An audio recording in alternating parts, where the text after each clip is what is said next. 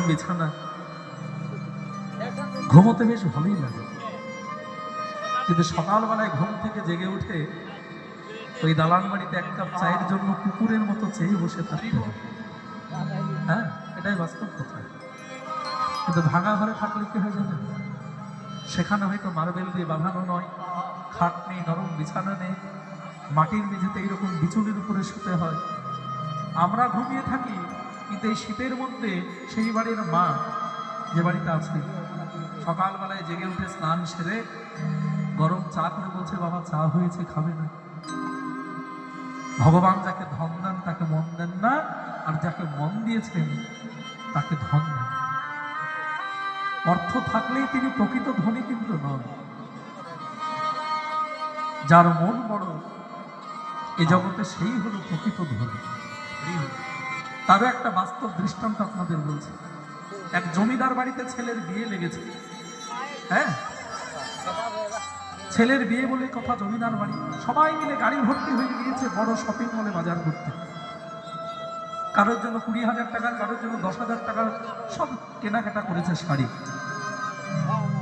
মল থেকে চলে এসেছে, গাড়িতে উঠবে, এমন সময় মনে পড়েছে বাড়ির কাজের মেয়েটির কথা।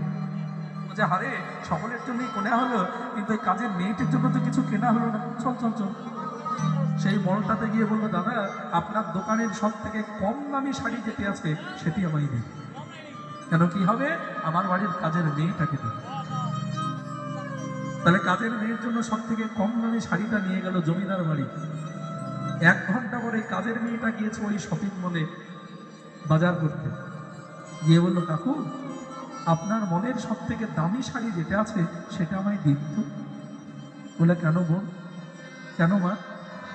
বলে, আমার মালিকের ছেলের বিয়ে আমি উপহার দেবো, তারা তো কমা জিনিস পরে না, তাই আপনার মনের সব থেকে দামি শাড়ি যেটা আছে সেটাই আমায় দিন। আপনারাই বিচার করে বলুন এখানে কে ধনী আর কে দরিদ্র। যার অর্থ আছে তারা কিন্তু একটা ভালো শাড়ি কিনতে পারলো না কাজের মেয়ের জন্য, আর যার অর্থ নেই সে কিনলো জমিদার বাড়িতে গিফট দেওয়ার জন্য, উপহার দেওয়ার জন্য একটা দামি শাড়ি। ওই জন্য অর্থের বিচারে ধনী দরিদ্র নয়, জগতে যার মন বড় সেই হলো আসল ধনী। হৃদয় বহু প্রেমানন্দে হরি হরি।